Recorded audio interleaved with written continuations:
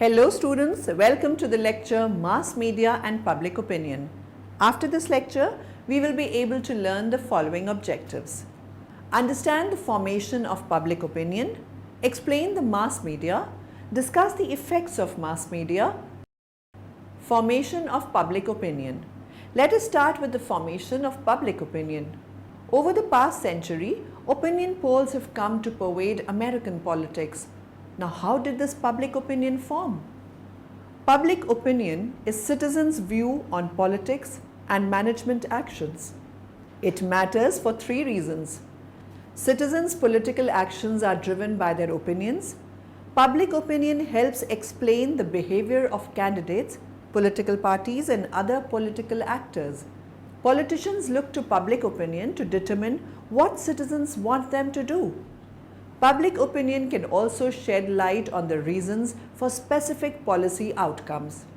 Let us take a look at this video to help us know more about public opinion. That is, they care a lot about public opinion if they want to be successful politicians. They have to be able to identify what the public wants and what the public expects on policy issues. They also have to be able to figure out where they can shape public opinion and where they must respond to it. But first we need to ask ourselves, what is public opinion? Where does it come from? What are its main characteristics? Who, after all, is the public? Now let's think about each of these questions. The first one is, what really is public opinion? Now this is a little bit slippery and a little bit complex, but we turn to John Zoller in his book, The Nature and Origins of Mass Opinion, to give us some guidance. He considers public opinion to form a pyramid from the most stable views at the bottom to the most flexible views at the top.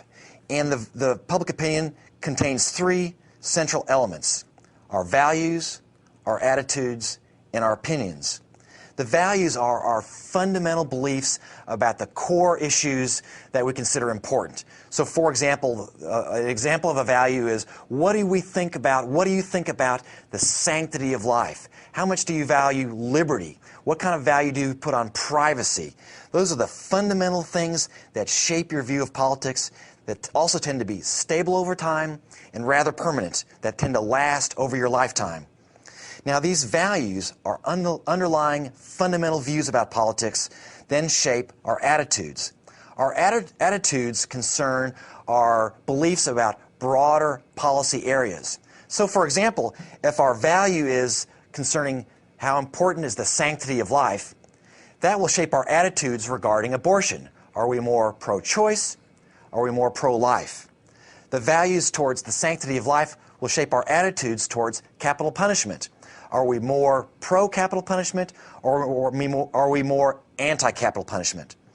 So we have the most stable values shaping our pretty strong, broad attitudes that then influence our opinions about specific policy issues, specific political questions. So if our attitudes are pro-choice or pro-life, if our attitudes are pro-capital punishment or anti-capital punishment, they will shape our opinions about what we should do in specific circumstances. Should abortion be allowed in certain cases, or never, or always? Should capital punishment be used for specific crimes or for specific criminals that have committed a particular crime? Now, it's important to realize that the values shape attitudes and opinions, but they're not necessarily always consistent with each other. Now look at this animated word cloud, which shows the moving average of word frequency for Public Opinion Quarterly, POQ, research article, titles from 1937 to 2011. The video was produced by RTI International.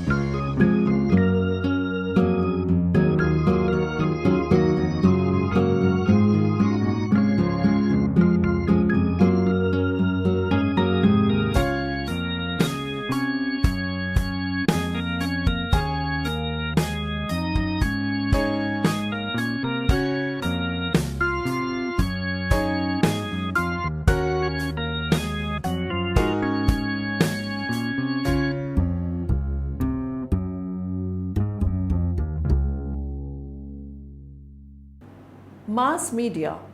Now, what is the media? Newspapers, TV, radio, film, movies, internet. All these constitute the mass media. You see advertising, teaching, conversations, billboards, books. Mass media incorporates all these medium through which information is distributed to the masses. So now, medium or media? What will it be? Medium is singular. Newspaper is a medium. Media is plural. TV, film and radio are media. Mass media are the methods of communication used to reach large number of people at the same time. For example, TV is a mass media, but the telephone is not. Now, mass media and the popular culture. Our culture is filled with media. You must be wondering why the mass media are important. Information is the fastest growing workforce. Technology, education, the internet, ideas are kings. Information is everywhere. Now, most importantly, we get our stories from media. We make sense of our world through music, TV and film. Although some media may have originated in the Europe, the mass distribution and development of most mass media occurred in the United States. Franklin Roosevelt practically invented media politics. He held 2 press conferences a week. He also effectively used the radio, both as a candidate and while in office. Roosevelt knew how to feed the right story to the right reporter and established a good relationship with the press. The events of the Vietnam War and Watergate scandal soured the press on government. Mass media and its effects. Mass media is media that is intended for a large audience. It may take the form of broadcast media, as in the case of television and radio, or print media like newspapers and magazines. Internet media can also attain mass media status, and many media outlets maintain a web presence to take advantage of the ready availability of internet in many regions of the world. Some people also refer to it as the mainstream media, referencing the fact that it tends to stick to prominent stories which will be of interest to a general audience, sometimes ignoring controversial breaking news. Many people around the world rely on this form of media for news and entertainment, and globally it is a huge industry. Now, whether you're interested in what I am about to say is completely up to you. Could we ever imagine our life without mobile phones, television or the internet? We probably cannot. Mass media communication plays a significant role in modern culture. All these gadgets enhance connectivity. We can communicate with ease, gain knowledge with the push of a button, and know about world events as they happen. Mass media is not all sunshine and roses. Sociologists study mass media specially to see how it shapes people's values, beliefs, perceptions, and behavior. For example, mass media contributes to socialization, including gender socialization, as when movies implicitly teach young people that it is wrong for females to have many sexual partners. Mass media also affects social movements. For example, news coverage of the US-Vietnam War helped spark the 1960s anti-war movement. Another topic is the relation between media and social power. For example, if mass media powerfully influences beliefs and behavior, and it is controlled by relatively few individuals, those individuals have significant power even in democratic societies. The rise of the newspaper started in the 19th century. By the end of 1900, print media could be found in different formats. Media broadcasting came to life in the 1890s, and the invention of television in the 1900s took the whole world by storm. What was earlier in the papers could now be seen audio-visually.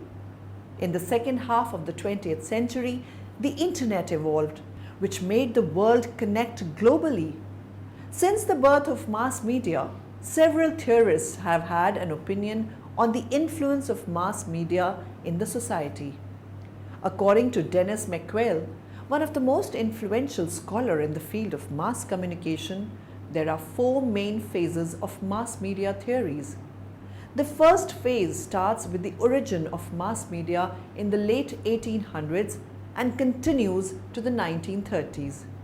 This period is characterized passive audiences and powerful media. In this phase, mass communication, according to theorists, were mainly aimed at manipulating people's behavior. The main theories in the first phase were the hypodermic needle theory, the propaganda theory, and public opinion research. The second phase refers to the 1940s to the 1960s, and it is a little more optimistic. They stopped considering the limitations of mass communication. They state that media are not so powerful because audiences are resistant to their messages. The resistance in this case is based upon the differences in individual traits and social stating. Some theories in this phase include the persuasion theory and the limited effect theory. The third phase refers to the 1970s to 1980s, where there was a step backward to the first phase with some significant differences. They considered the media very powerful, but their effects are not immediate, and it is not impacting an individual in the short run, but rather mass communication is seen as an influence that is able to shape an individual's knowledge, values, and beliefs over a long period of time. The most important theories of this phase are play theory, agenda setting theory, spiral of silence, and uses of gratification theory. Uses and gratification theory places more focus on the consumer or audience instead of the actual message by asking what people do as a media rather than what media does to the people. The audience takes on an active place and chooses media to fulfill needs and motivation. The uses and gratification theory makes an effect on the mass media in the contemporary society where the audience plays an active role and not a passive one. The audience chooses what information we read or watch or listen to, and also what we believe. This is all influenced by our social context. The fourth phase started in the 1980s and is characterized by active audiences. Audiences are able to mitigate media effects on individuals' behavior. McQuail defined this phase with the term negotiated influence. This means that media takes the role of a social constructivist tool. The media aims to raise awareness in the individuals as media programs are negotiated by individuals themselves with their expressed preferences.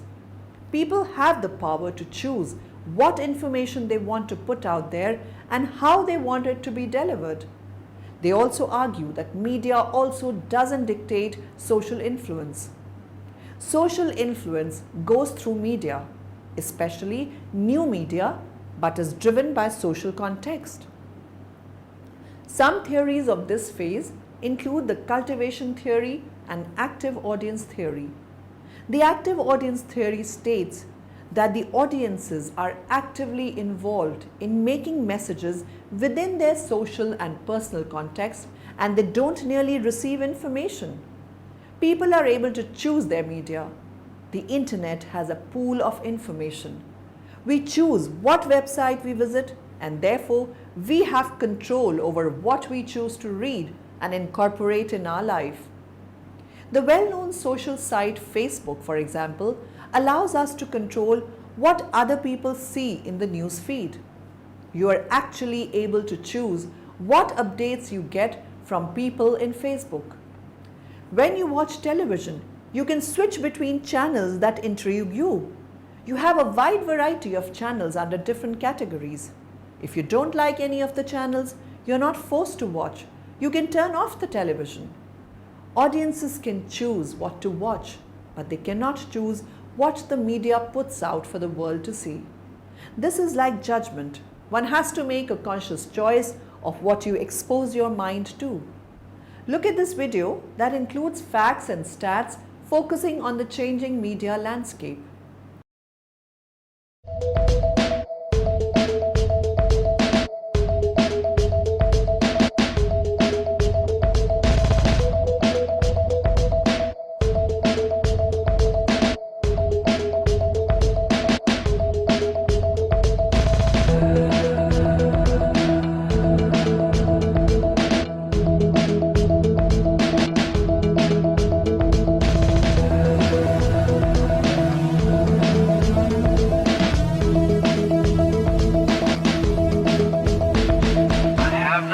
Been home tonight.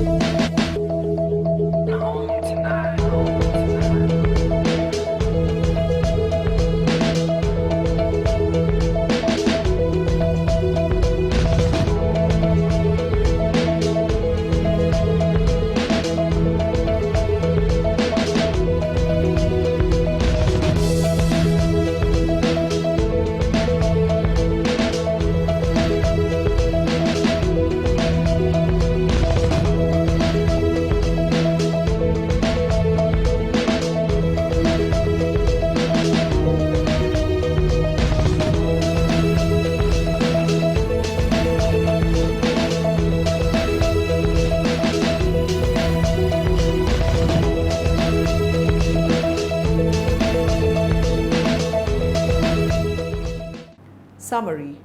Now in the end, let us summarize what we have learnt in this lecture. Public opinion is citizens' view on politics and management actions. Public opinion helps explain the behavior of candidates. Political parties, politicians look to public opinion to determine what citizens want them to do. Newspapers, TV, radio, film, movies, internet, all these constitute the mass media. Mass media incorporates all those medium through which information is distributed to the masses. According to Dennis McQuail, there are 4 main phases of mass media theories. Mass media communication plays a significant role in modern culture.